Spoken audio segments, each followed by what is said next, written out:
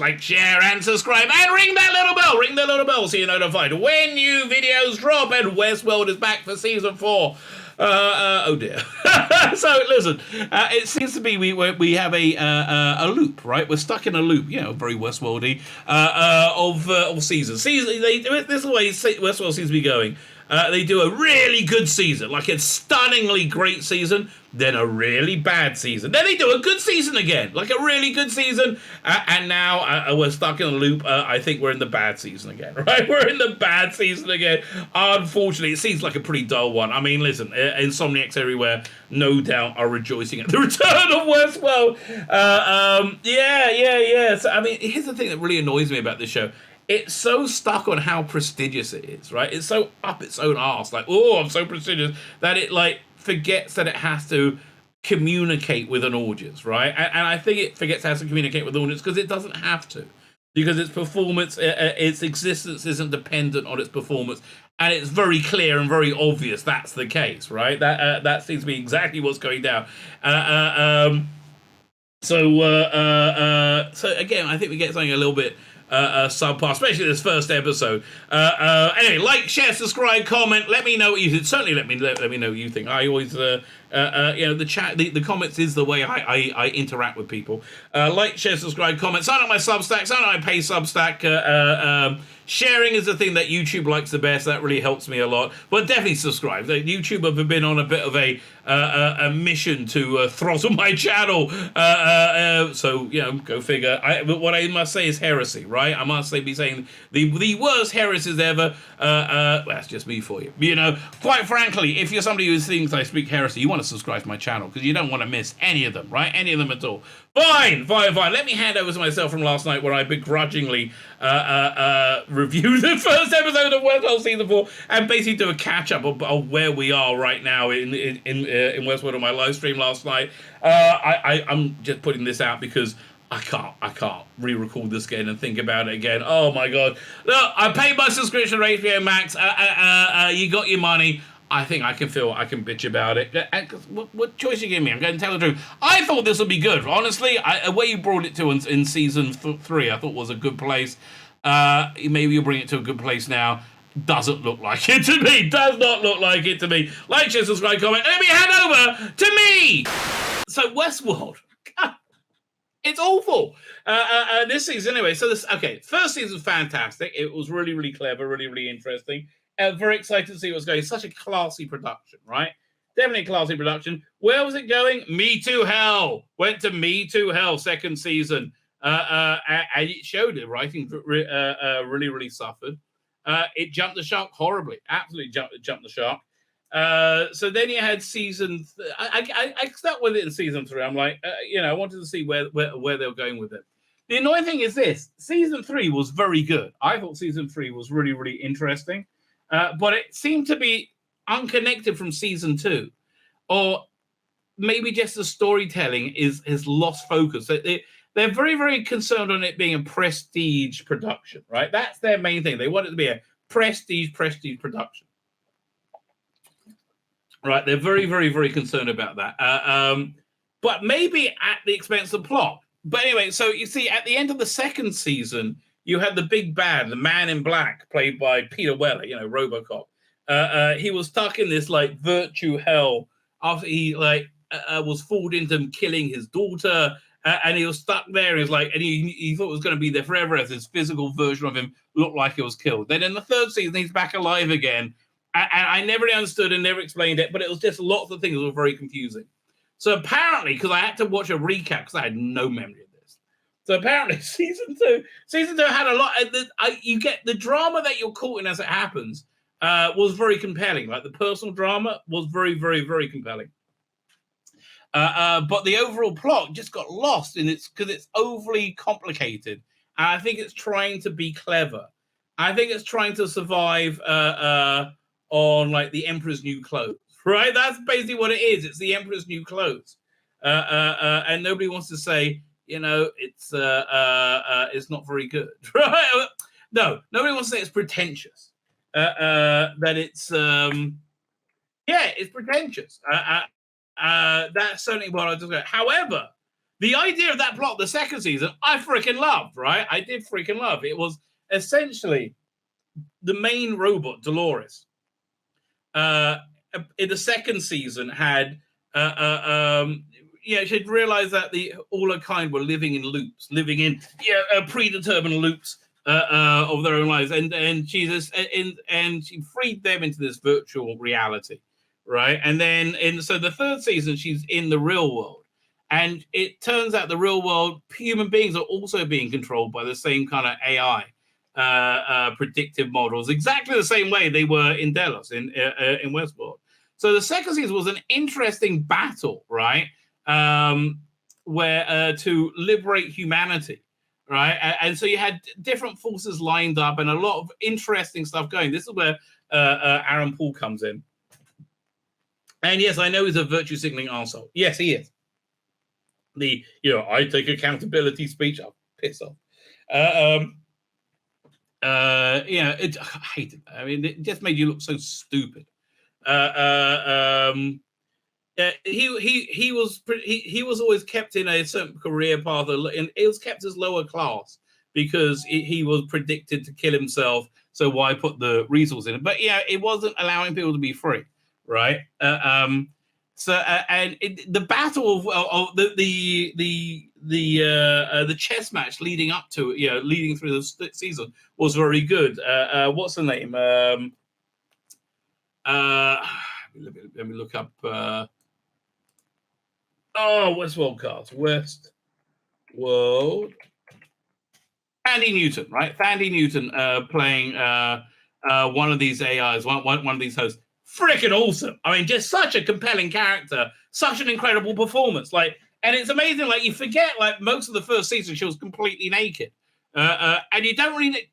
She's such a good actor. You felt like it's a robot and it wasn't, a person. It was really, really clever. So she's developed into this... she's on the side of the bad guys, essentially. So she's... who's the good guys? Who the bad guys? That's a whole other thing. But yeah, she's in conflict with Dolores.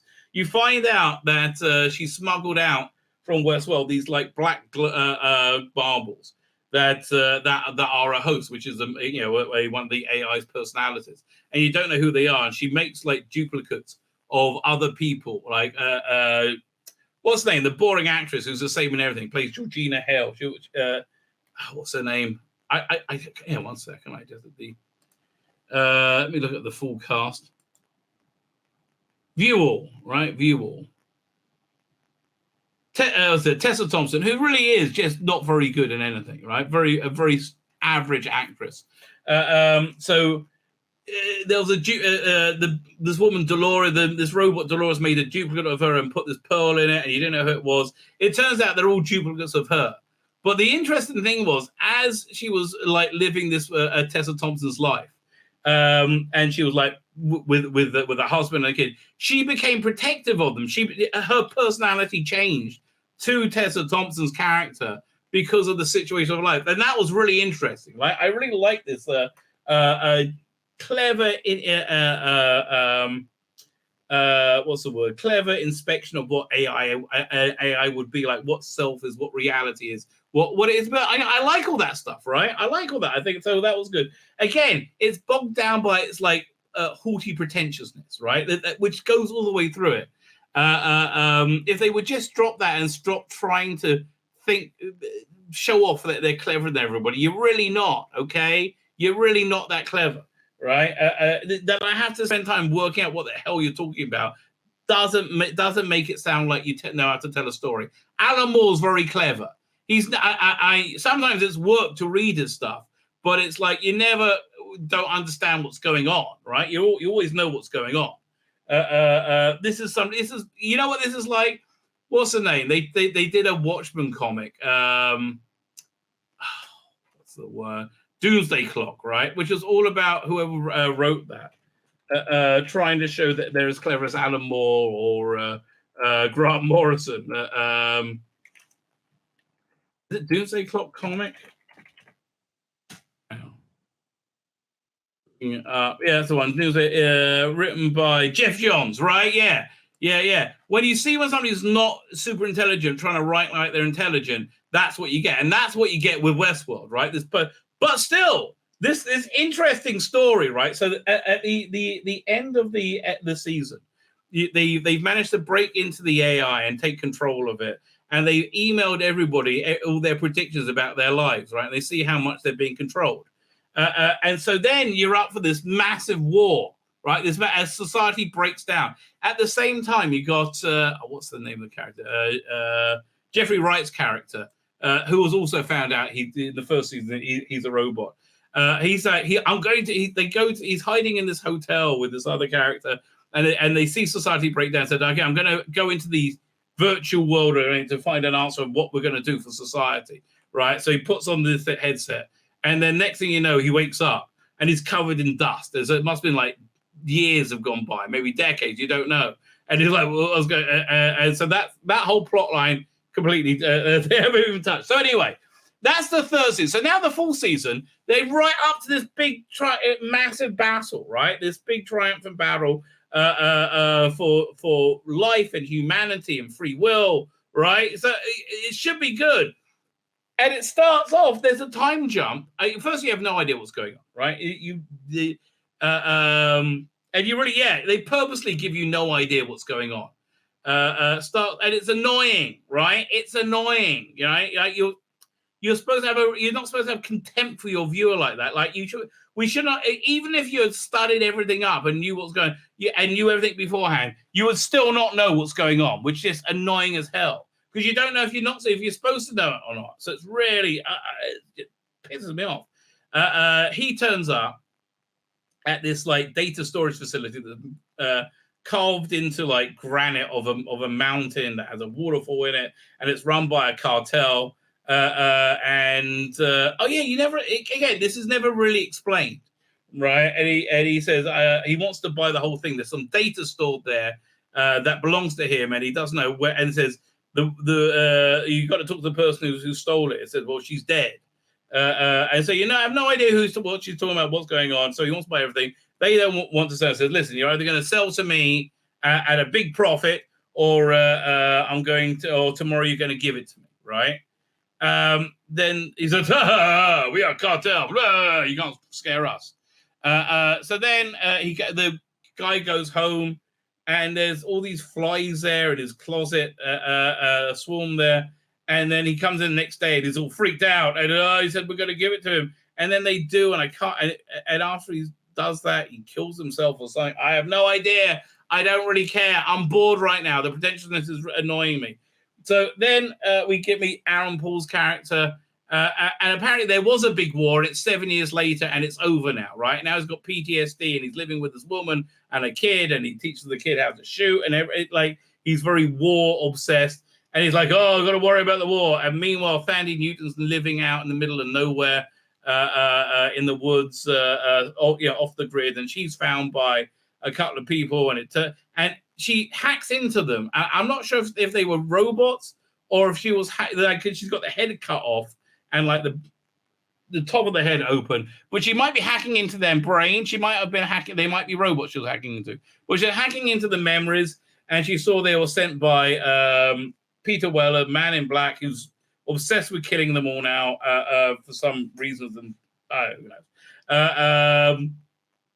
And then, so next thing you know, Aaron Paul's always terrified. And then somebody actually comes to get him, and they're about to get his daughter, and then she gets stabbed by Thandie Newton, and they have to go off together because the war's back. Or so, who knows, right? That's that plot thread. Dolores, Evan Rachel Wood, I think she's in a virtual reality of some kind where she's a writer for a gaming. She writes the NPC characters for this gaming thing, and she's about to be fired because her writing's not good enough, right? She wants to do girly stuff today. No, more killing. Yeah, we want that, right? And she's being stalked by people on the phone. Said, why are you doing this to us? She says, I don't know what you're talking about. I haven't done anything to anyone, right? And that stalking gets worse and worse. She goes on a date. She can't stand anybody. And you have no idea what's going on with her, or what her character is, or why she's there, or what's happening. I think she's in a virtual world. So eventually, one of these people are stalking her finds her and says, "You got to stop! You got to stop!" I said, "Stop what?" About she's writing something, and then he throws himself off a building. But again, it looks like a very perfect artificial environment to me. So that's what I think is going on, and I think that covers it really. So no, I have no clue what's happening. Right after having a very, very good cliffhanger to end onto, like finally you worked up to something good and interesting. Then you're like, "Oh, screw you, we're not doing that," and we're back to it. Just again, it has no interest in entertaining its audience. That's what it is. It has no interest in it. You know why? Because it doesn't have to. Right? It's a prestige project, and of course it's going to get renewed. Right? Or this is its final season. Right? It has no interest in entertaining its audience. It's not scared, right? Good art needs to be scared. And I'm sorry, but it does. It needs to be scared that you're going to turn off, that you're going to go somewhere else, right? Good art needs to be scared. And I think Star Trek Strange New Worlds, they were scared, right? I think they were scared. I think Russell T Davies' Doctor Who, they are scared, right? I think that's exactly what's going on. It's good art. You need to be scared. You need to be scared that you're not going to be alive tomorrow. Right? That's what's going on. My name's Tzvi Lebetkin, the Rabbi from another planet. Please like, share, and subscribe, and ring that little bell. Ring the little bell so you're notified when new videos drop.